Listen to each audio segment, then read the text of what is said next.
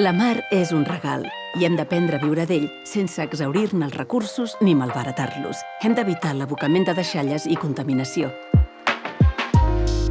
Caldrà, doncs, la implicació de tota la societat en el respecte al medi marí, així com la protecció del recurs.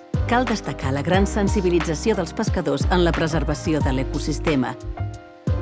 Certament, són proactius en la retirada dels residus que troben en el decurs de la pesca i en la posterior classificació de tots els materials que es troben al mar per reciclar-los.